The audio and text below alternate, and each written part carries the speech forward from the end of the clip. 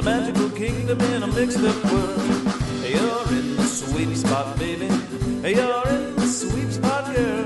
You're in the sweet spot, darling. It's a magical kingdom in a mixed up world.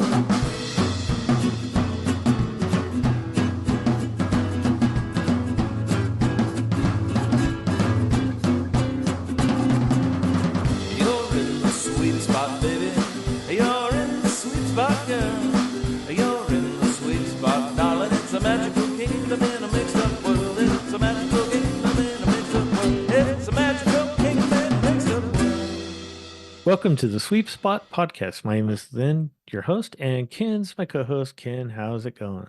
Oh, Lynn, it is going. It is going. I am so happy to be here, and I'm looking forward to this episode of the podcast. Episode 384. 384? What? Yes, I know. Hard to believe. Lynn, I can't believe that. That's amazing. Wow. If you're wondering, who are these wise guys? We are two former Disneyland Custodio cast members, and we host the number one Disneyland podcast, hosted by two former Disneyland custodians. Number one. We are also authors of the books Cleaning the Kingdom. We have two different volumes out, two different volumes. Yeah, two different. Each book is different. So That's right. It's That's all right. about Custodio, Disneyland. And you can get those books on Amazon. And if you want a signed copy of the second book, we still have some available on our website, thesweepspot.com. First book signed. We don't have any currently, but we should have some by the end of the summer. And we'll also be at D23 Expo signing both books. It's D23, the ultimate fan event, or something I like know. that. Yeah. Yeah. It'll always be the expo to you, though. I know. I'm gonna always call that, just like I still call Genie Plus Fast Pass. So and Ken still calls Star Tours Adventure Through Inner Space. So That's right. That's right, any man.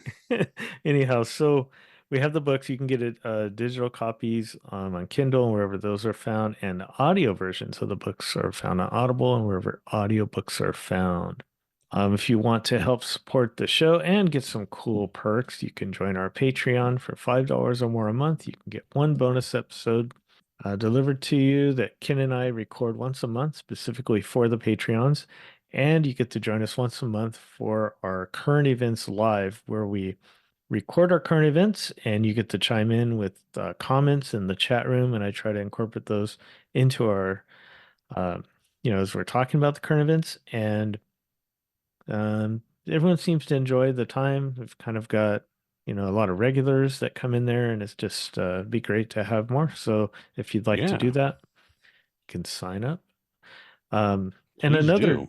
another new perk coming soon is that you may have heard in the beginning of this episode some random commercials. And our publisher, that we have that puts out the podcast to all the different locations like Apple and different places, Spotify. So they have a way we can put ads there. And so I thought, why not? We've been doing this a long time, 13 years now.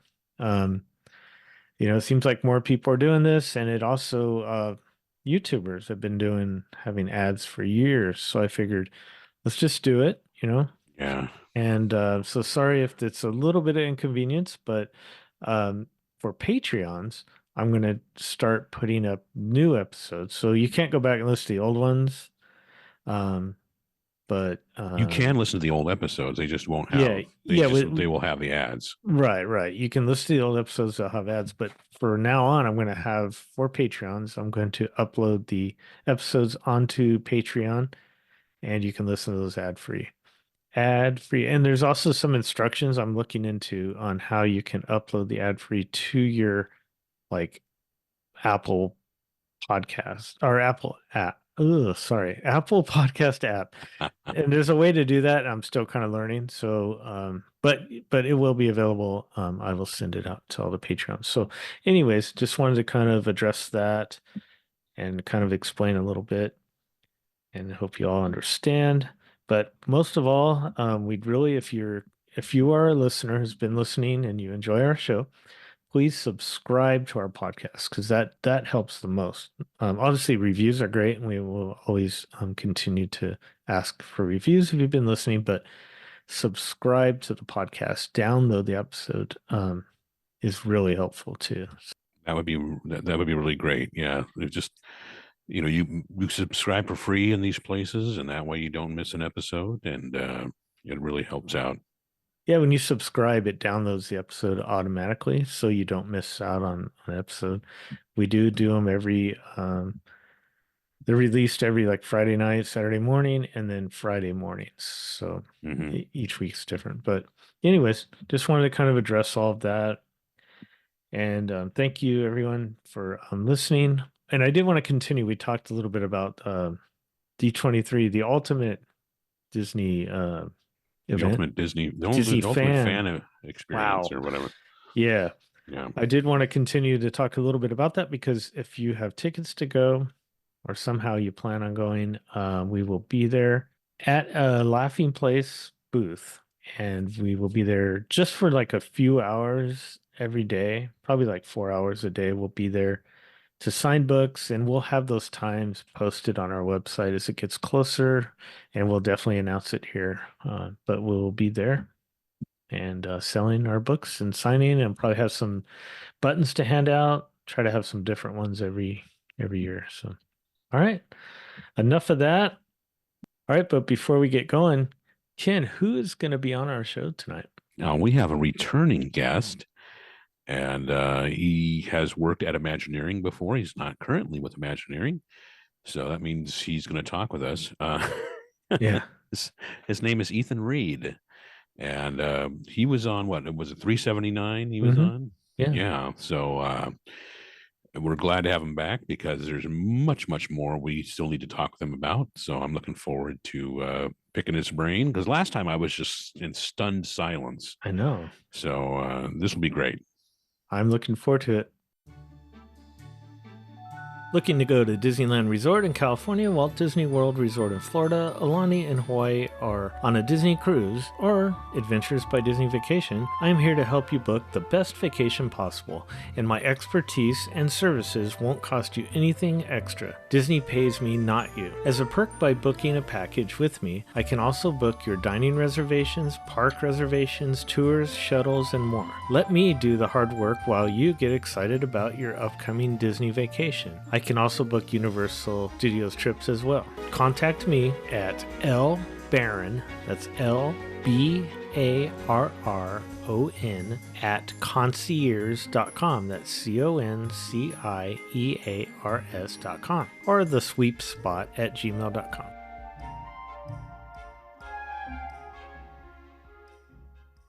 Imagine that you are a young soldier on leave here in Washington.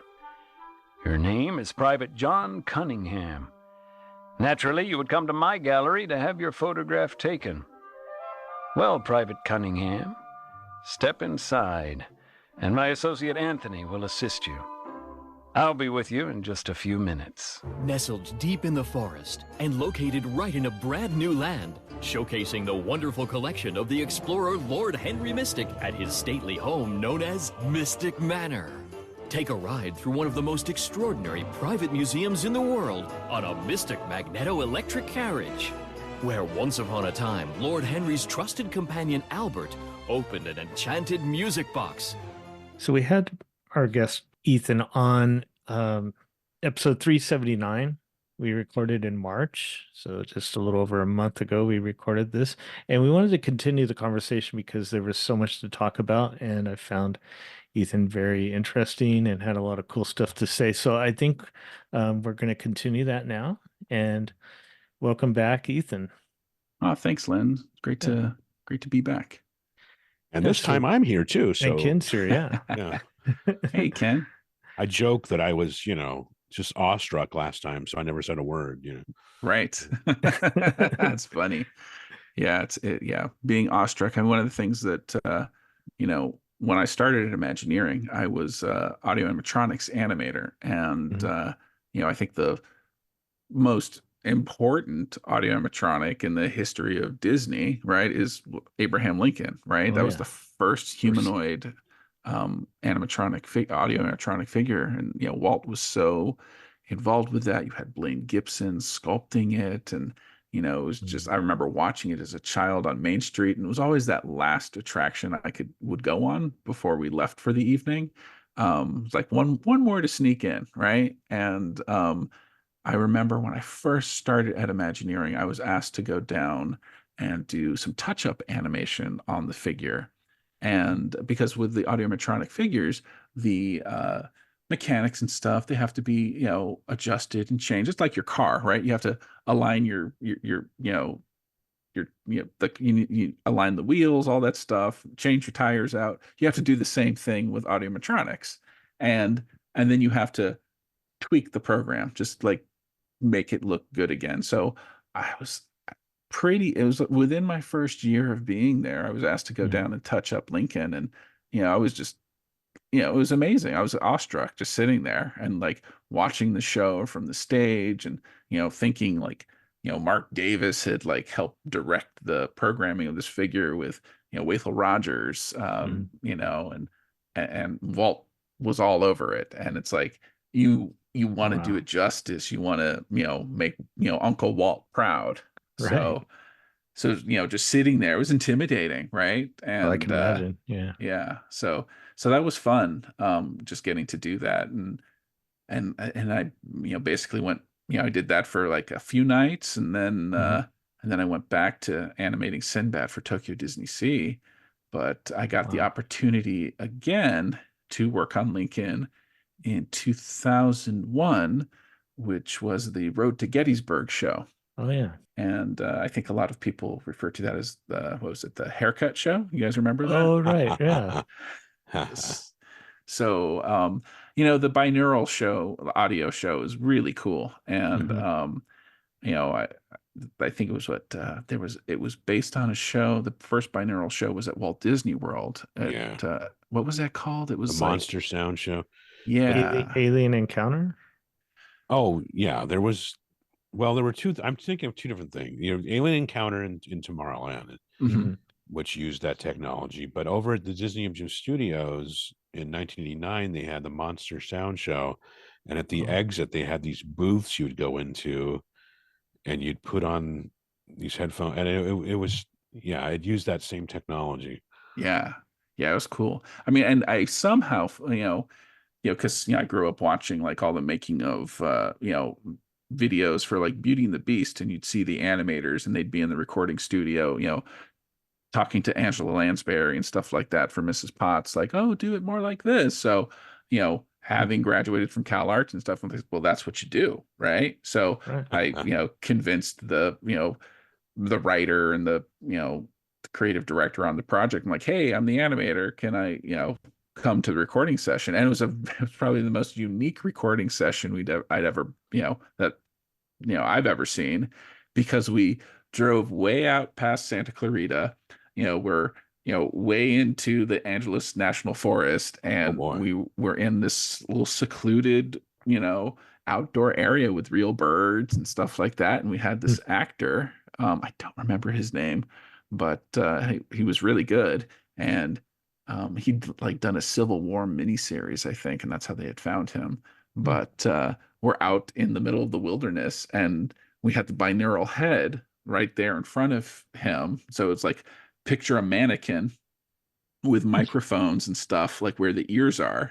And it was like right in front of Lincoln, or of the actor playing Lincoln. Yeah. And, we had to be super quiet because you didn't want to hear us like in the binaural audio. But yeah, so that was super cool. And then I got to go down and, animate the figure. And that was 2001. So I just remember spending, because the figure stayed in Anaheim and at the facility there in the Opera House. And I think the Disneyland maintenance crew, they did the touch up and stuff, because I think we were making it a more robust animatronic figure. We added, I think, what's called Compliance, which is a piece of technology that debuted for like with the Wicked Witch of the West figure and the Great Movie Ride in '89. So so we plussed up that figure, and then I animated the Gettysburg Address, which was funny because, you know, I remember like when I had to learn the Gettysburg Address in school, like in 5th grade or something, I'm pretty sure I had Lincoln's speech from the Hall of Presidents album. I had that memorized because I'd listened to the, you know, the Walt Disney World album so much, and Disneyland album so much, and I think I ended up making my own tape, and I had myself recorded doing the Gettysburg Address, and then I'd have the Royal Dano for, you know, thing, and I just had that on like repeat play or something when I was doing my other school work, and that's how I learned the Gettysburg Address. So cool. So it was cool to get to do the Gettysburg Address, and you know, we added glasses on Lincoln because he actually wore glasses when he gave the Gettysburg Address. So we did that research, and so it was a fun little project, and you know, it was done, and I'm like, okay, I've animated a humanoid figure, right? What's next, right? Because it's like they don't get much more complex than that. So at that point, you know, work was pretty slow at Imagineering because I think California Adventure had already opened, because that opened in February of 21. I'm sorry, of 2001. Right. And then we had Tokyo Disney Sea was about wrapped up because I was going to open in September. So I think it was like I finished that, and then in August I flew out to Walt Disney World, and I worked on Hall of Presidents.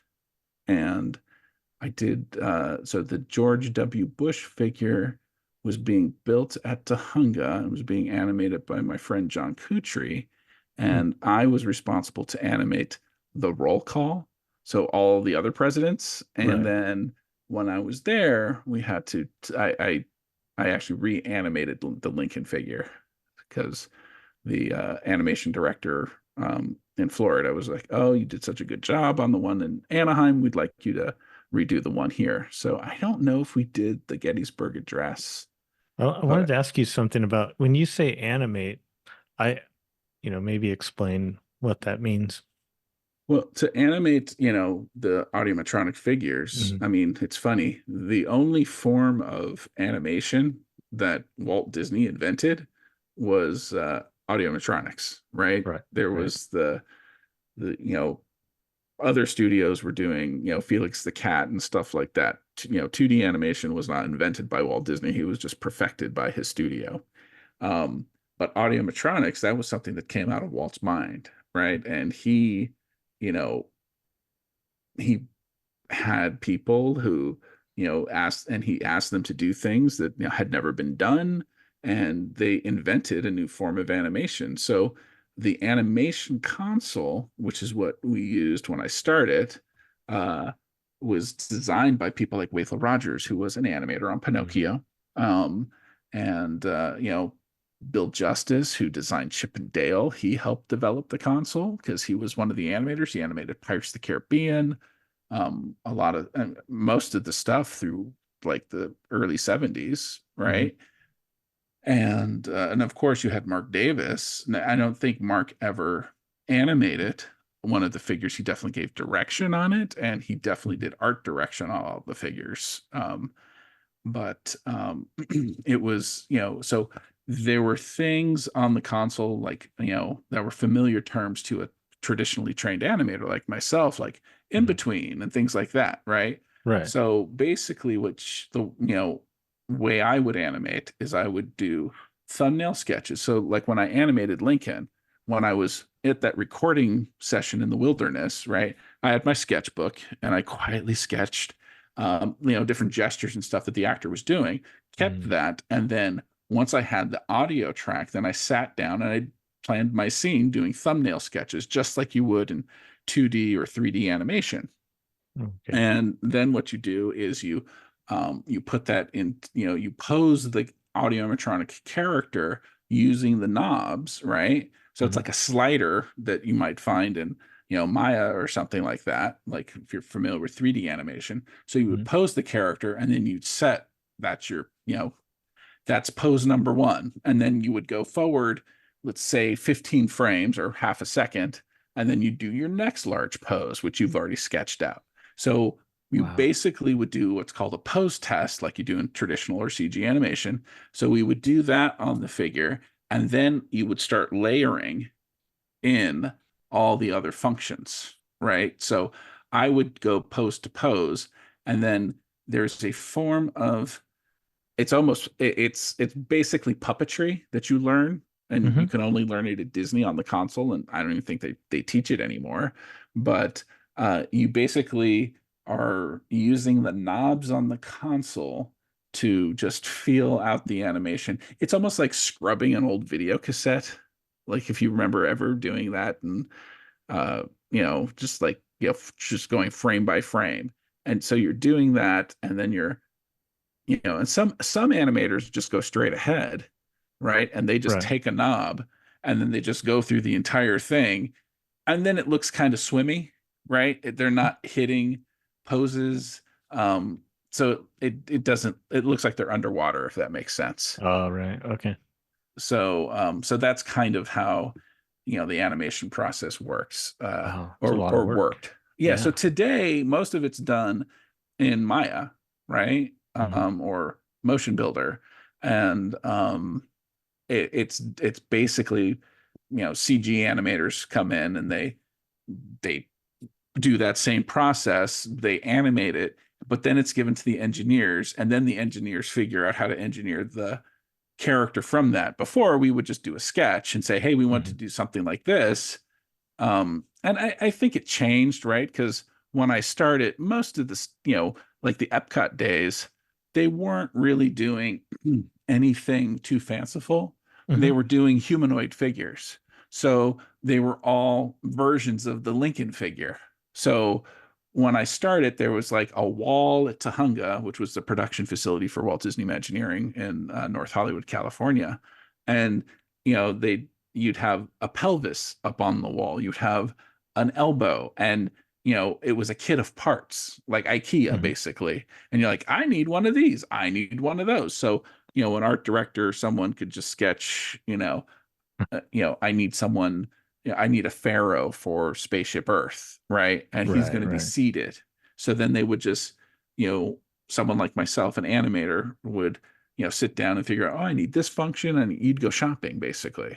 And then you would, give that to the guy on the shop floor, and then he'd build it, and then it would get art directed and all that stuff. Now a lot of it's done digitally, and you still have to go through the same process. It's just all mostly digital now. Right. But I don't think they have that one-to-one tactile thing that we had when we would animate figures with the console. And it's hard to explain.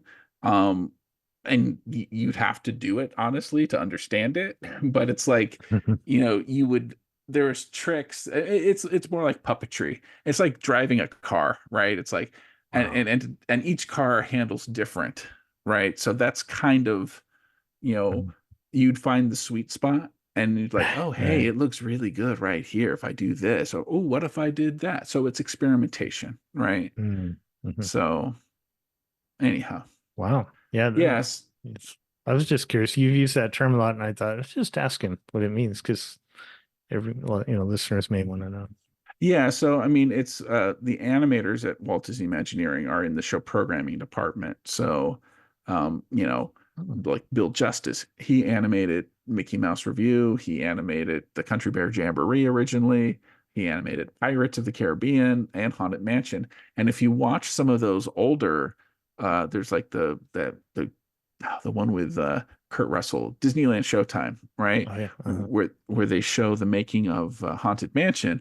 There's great footage of Bill Justice, and he's taking a disc, right? Which I think is an old record, right? Because they would ask people for old records that they didn't want anymore for programming back in the day.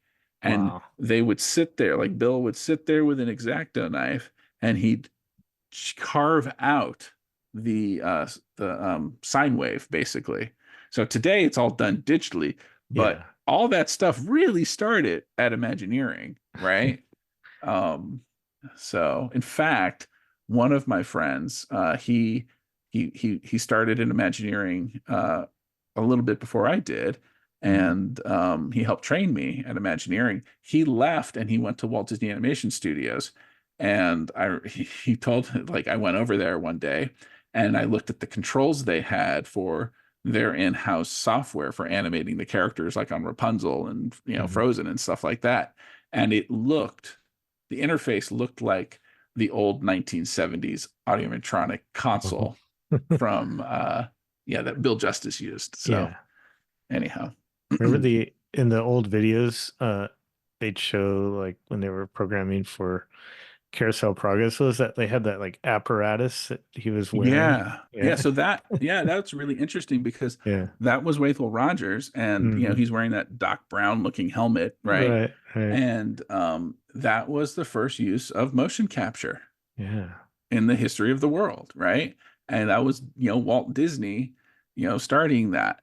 And the thing is, I remember watching this, and I never got to meet not Blaine, Waithel, but a lot of the people who trained me, they worked directly under Waithel, and they had all kinds of great stories. But there was this great video that they had shot before Waithel retired, and I don't even know if anyone has a copy anymore, but he was sitting at the console in Pirates of the Caribbean just talking about his philosophy and all this stuff to animating Audiomatronic characters. And he talks about that that motion capture suit, and he said it just didn't work. and why it didn't work is it took so long to put it on, right? And it couldn't, like, his body couldn't get to certain positions. And let's say you're in Pirates of the Caribbean and you need to work on a character that's hanging off a bridge in a corner, and there's really nowhere to set up, right? You can't set up that big motion capture rig there. So what they came up with was this console that they could carry and set up on a little card table, and they could, move the knob, they could do them, because honestly, like when you do the real-time animation on an animation console, it is a form of motion capture, right? You're capturing the motion of your fingers and wrist, right? So that's the puppetry aspect of it. And it is a very quick way of producing quality animation. And I know there were plenty of people who were there before me, who really wanted to see like computer animation use that tool, but there was too much of a learning curve. And like, seriously, I think only 8 people on the planet know how to do it. Right. Wow. So it's not which is widely probably used. Which is probably why they've like, hey, we want to use just Maya animators, right? So because I think every school today has a computer animation degree, which was not the case when I was a kid.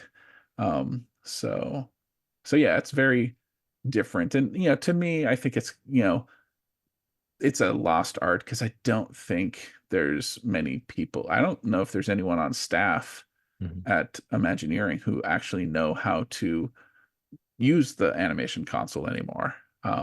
So it's a legacy thing. Right. Wow. Yeah. So you were mentioning, where were we heading with that? Oh, you were at Hall of Presidents. I was on Hall of Presidents, and it was 2001, and I went out there in late August for a business trip, and so it was a good trip, and we did all kinds of stuff. And then the day before I was supposed to leave to fly home, 9/11 happened, and so we did not fly home. And then I think I spent another 3 weeks in Florida, and I helped my friend John Kutry on the George W. Bush figure. So he focused on the talking, like, dialogue, and then I animated him for the rest of the 15 minutes when he's looking around or whatever, with the look alive animation. So So yeah, so and then Walt Disney Company was great, and because my wife and I were not going to get on a plane, we actually took a train across country. Yeah, I didn't come up with a talking mouse or anything. I probably should have, but it was an interesting experience, and because they had, everyone was, I think, taking the train at that point, and Mm.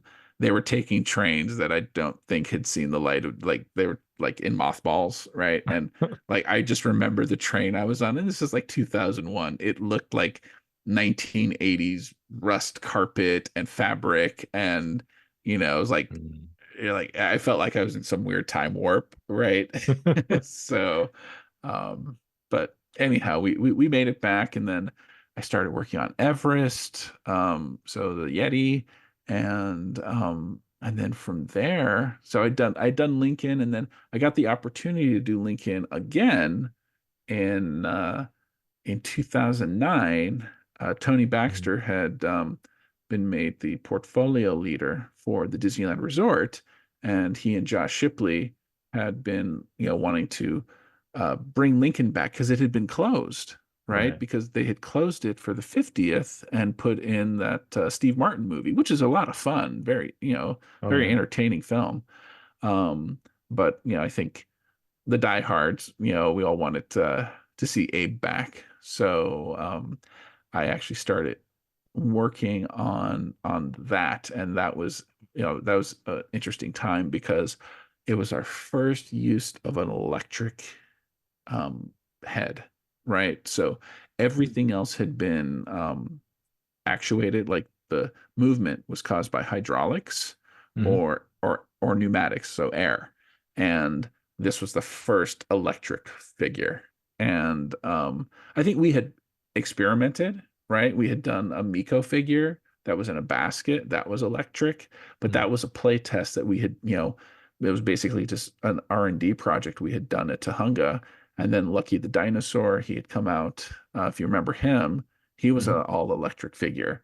But this was the first time we married an electric head onto a hydraulic body. And we actually started using like the new tools to animate, like using Motion Builder. So I did my thumbnail sketches, based on Royal Dano's speech. And then I think at the very first D23 in 2009, I was on the floor of the convention, like Hmm. there was like a little audiometronics area, and we had the Lincoln figure from 64 World's Fair that Paul Turgino, who was one of my early mentors at Imagineering, and I had found in a crate. We were Wow. clearing out a warehouse, and we found a big old coffin shaped box that said Flushing Meadows, New York on it. And we had one of the guys open it up, and it's like there's Abraham Lincoln, but the original one, right? Wow. So we had that on display at the first D23, and I Mm. sat there and I was animating in Motion Builder, like Oh not all the time, but yeah. in shifts. So we were doing that, and it was funny because I was animating it in Motion Builder, but I had I was going through my post test, and then you do like what's called a breakdown, which is like it's another in between. So let's say I was doing frame 0 to frame 15, then I had done frame 7, so I was blocking it all in, right? Hmm. But I couldn't see it on the figure.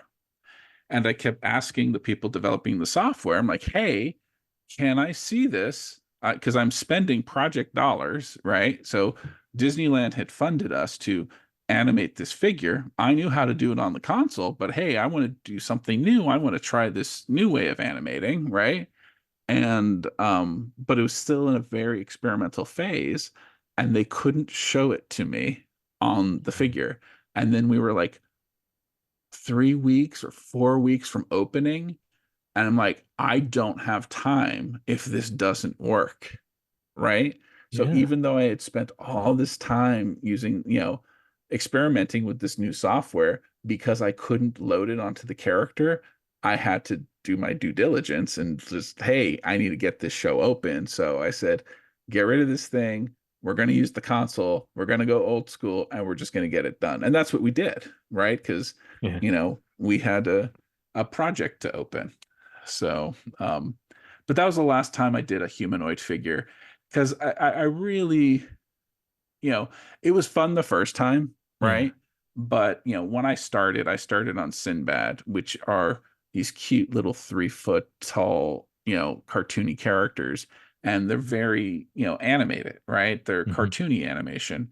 And that's what I like when I was in school at Cal Arts. That's the type of animation that I did. I did cartoony stuff. I was not doing Pocahontas, right? Level stuff, that's very realistic. And Lincoln is very realistic. And I'd animated Lincoln 3 times. I'm just like, okay, I'm good. And in fact, I was so good that I was when I was animating Lincoln, I was we were also we had put the Mystic Manor project on hold for about 9 months. And while I was on Lincoln down in the field, it had been restarted. And I had been asked to start looking at the character designs we had done and just to update them. So if you're familiar with Mystic Manor, the look of Lord Henry Mystic and Albert the Monkey started in my sketchbook in the Lincoln Theater at Disneyland. Oh. Because, with animatronics, you have downtime, right? Yeah. Something goes, oh, that actuator went out, or oh, the elbow failed, or something like that. Bill Justice, like back in the 70s, he would just take his pencil and he would draw on the animation console. So you can look online, you can probably find it. Bill would draw the Gremlins from the Roald Dahl book. Are you familiar with that? No. Okay. So it was a short film that Walt Disney was going to produce, and Roald Dahl was the writer, and Bill Justice did the illustrations, like he was one of the story artists or something on it. And it was released as a book. I think Dark Horse Comics released it, I want to say 15 years ago. But the console itself, this animation console, Bill Justice just drew gremlins all over it because technical difficulties. So the gremlins were getting into the workings, like when they were building Walt Disney World. So, I didn't draw on the console. The show programmers would get upset if I did that. So I would just draw on my sketchbooks, and, that's how Lord Mystic got his look. And I was going for something that was more caricatured, right? Because originally we were looking at sculpts from like World of Motion and Pirates and Spaceship Earth, like very realistic looking humanoid characters. We were going to use existing tooling and, make him up that way. But I was just like, this just looks more fun, right? And we sold it that way. So Mystic Manor gets a lot of praise. I've never been on it, but I've seen videos and heard about it. But yeah. Yeah, Mystic Manor is one of the best reviewed attractions on YouTube. Yeah, so yeah, I can see why. Yeah, yeah, that was a really fantastic attraction, and we didn't talk about it last time, did we? No. Okay, yeah, so that one was special. So 2009, we finished up that I was doing. Oh, that's funny because I brought up D23. When I was at the first D23, when I wasn't on the show floor, I was drawing storyboards for Mystic Manor. Oh, okay. Yeah, because it's interesting. There's a typically what would be done is an artist would draw a piece of art to sell the concept, right? And then you'd have that, and then it would just go to the model shop and they would just build it and stuff like that. But when you look at like what Albertino and Mark Davis did with like shows like Country Bear or even Pirates of the Caribbean, they basically storyboarded the entire thing. And Mark Davis storyboarded with his concept sketches of all those pirate vignettes. He storyboarded the attraction, right? Because each one of those, it's like an individual storytelling pose, and it just reads so well, and you get exactly what's going on. And he was a master at that. So I'm like, hey, if we really want to make this special, let's storyboard this. And there was a time where people were like, no, just write words on on a note card, and we'll pin it up, and that's enough. And I didn't have to convince the leadership much, because it was led by Joe Cicero, who was trained by Eric Larson and the Nine Old Men, because he started at Walt Disney Animation Studios. And yeah, I mean, that was a really great thing about being at Imagineering when I was, because I was fortunate when I first started to meet Mark Davis and Alice Davis, and I got to you know I was I met Bill Justice a few years in, and I became friendly with him. And we'd have Christmas parties at Tahunga, where our production facility, and we'd always invite Bill over. And he was in a wheelchair at the time, but we'd show him what's going on the shop floor and stuff like that. And we had found a painting. If you guys remember Walt Disney World, there was when it first opened, I think it was in front of the Walt Disney Story, there was like this big mural with all the Disney characters on it. And there was this big giant thing. And I remember in 1986, when I first went to Walt Disney World, getting a photo of myself and my sister in front of this mural. And I think they, added like the Black Cauldron characters to it, because I think Black Cauldron had just come out. And it was cool, because this was what was painted at Imagineering and used by the painters in the field of all these characters. And Bill Justice saw this thing, and he was like, "Oh my gosh, that's my painting."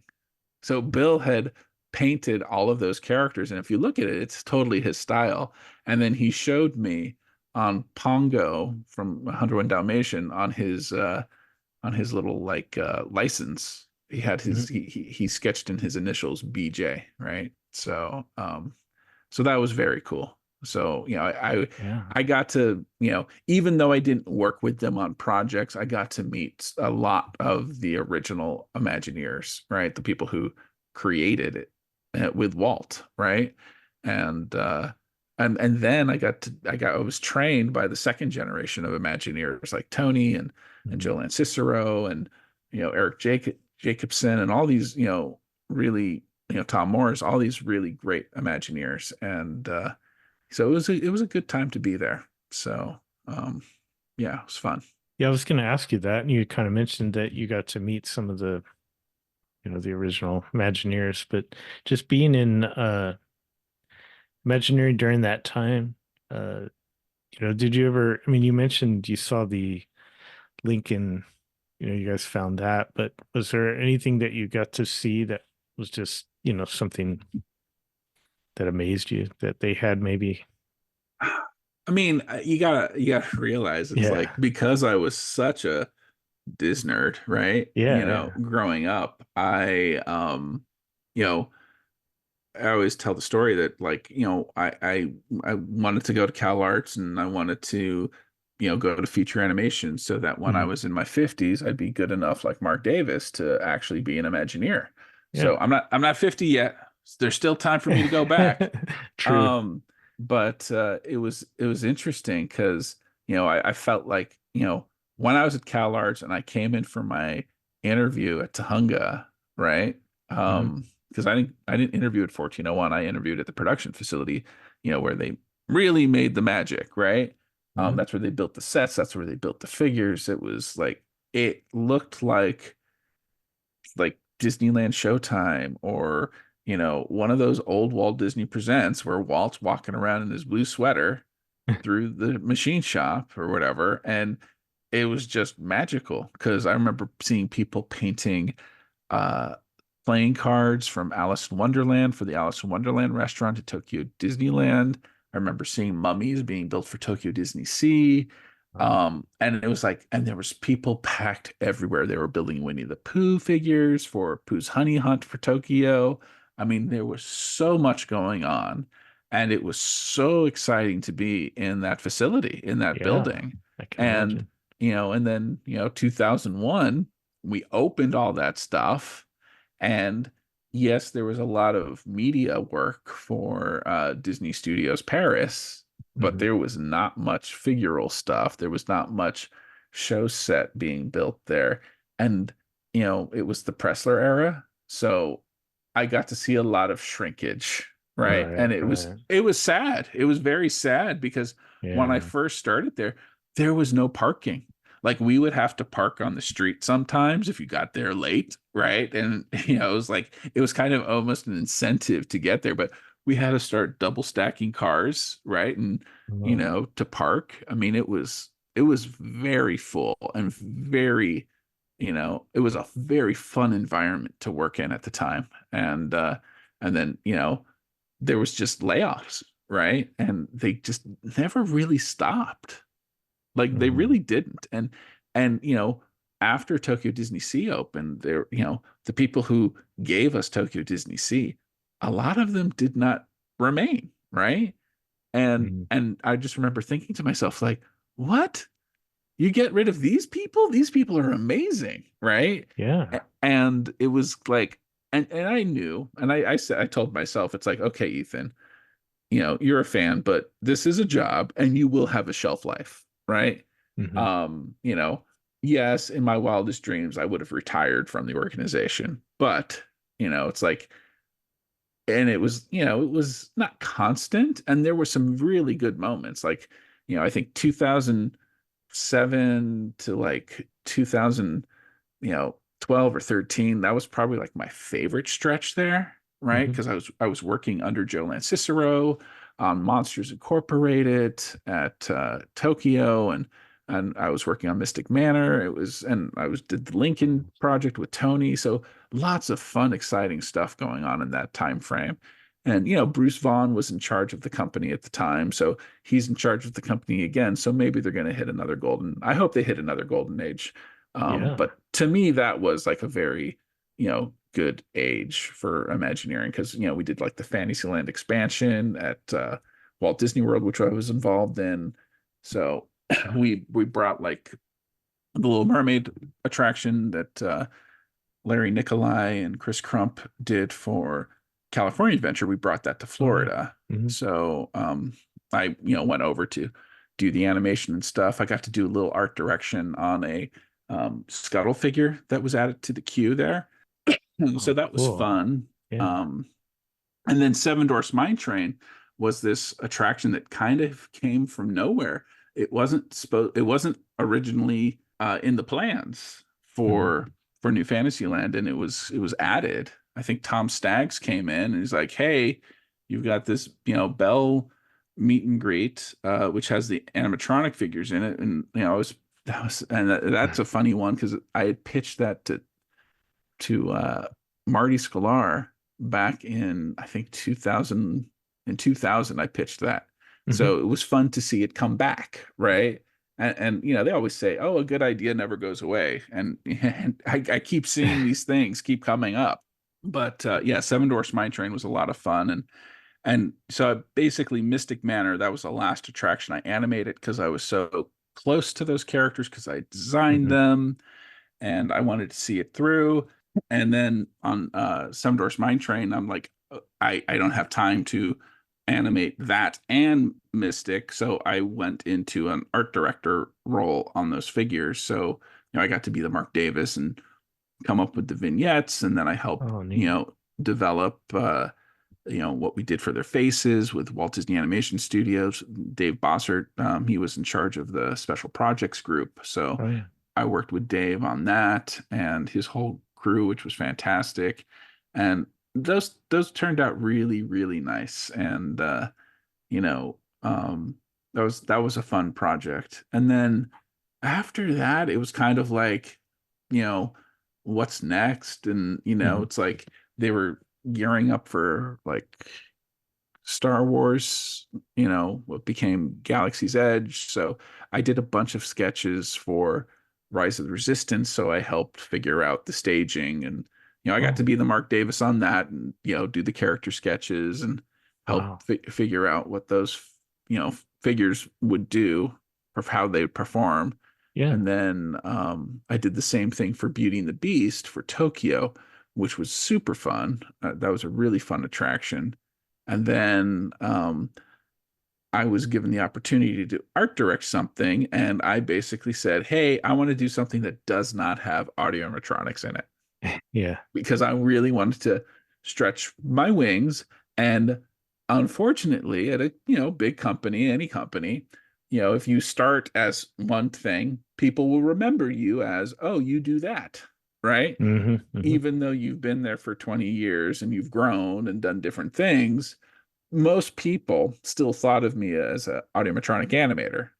But, Right. I hadn't done animation since 2013, right? So it had been a good 7 years where I was doing nothing but concept design, nothing but creative direction and art direction, whatever they want to call it. They change the titles all the time. Excuse me.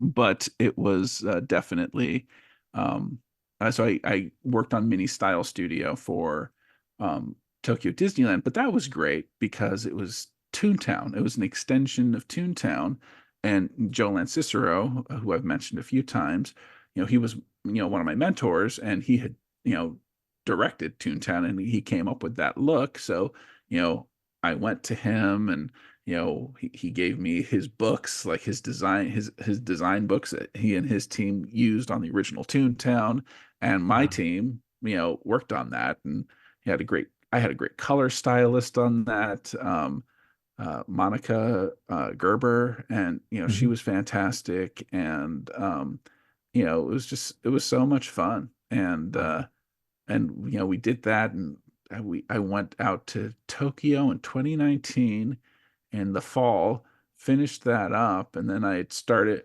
working on a few Blue Sky projects, and one of them is should be opening next year, but it was a overlay for a very popular attraction that I think is very close to the two of you. But it was fun. So it was a Imagineering was a really great. I had a great run. It was a lot of fun, and and it's just nice to know that a lot of the stuff that I dreamt up is still there, right? And it's nice to know that some of the dreams that I did have are still being worked on by other Imagineers, friends that I made there, or people who are brand new to the industry, right? So I mean, that's pretty special. I don't want to cut you short, or I don't want to extend your stay too much longer, but I really appreciate you coming on and talking, and we'll definitely have to have you back on in the future sometime. But yeah, thank you again, Ethan. Yeah, no problem, Lynn and Ken. It was fun. Wow, Ken, another great episode, another great guest. Right. I really enjoy this. I really enjoy, he's more of a contemporary of ours he's an age peer. Because it's great when we interview, we've had people, some of them who've passed, we've had people on the Disney legends and things like that from previous generations on the show. But it's also good to get kind of people around our age on and get their perspective on things. And there's just so much more to unpack. We'll have to, people just have to subscribe and stay tuned so that they will get more in the future. Yeah, we're going to continue to have great guests on the show, and I'm looking forward to it. Before we go, I want to read a recent review that we received. I try to do this every week or every other week. I try to do this. This one says Tuesday, so whatever Tuesday's date was. As we read this, I have a calendar in front of me, but that must have been like the 4th or something. No, 7th? I don't know. Anyways, it doesn't matter. It doesn't matter. So anyways, this one is titled Superb Disneyland Content. Wow. Bagel Tank. 5 stars. It says, this podcast was extremely helpful when I started my journey of learning about Walt Disney and his original Magic Kingdom. Lynn and Ken are very passionate about Disneyland and its history and its shows. Thank you for the great content and interview, and for covering the current events with a point of view that is unique and extremely helpful. Keep up the good work, guys. Oh, wow. That's touching. Thank you so much. Thank you. It's great to get good reviews. Even though we've added ads, as we said at the beginning of the episode, you know, this is primarily a labor of love. You know, this is not, we don't make a living off of this. No. But we do it because we enjoy doing it. And it's great when other people enjoy what we do. So thank you so much for listening. Thank you for leaving that review. Hope more listeners who haven't left a review yet will do so. Yes, thank you so much. We really appreciate it. And we still enjoy doing this every week. We'll talk with you next time.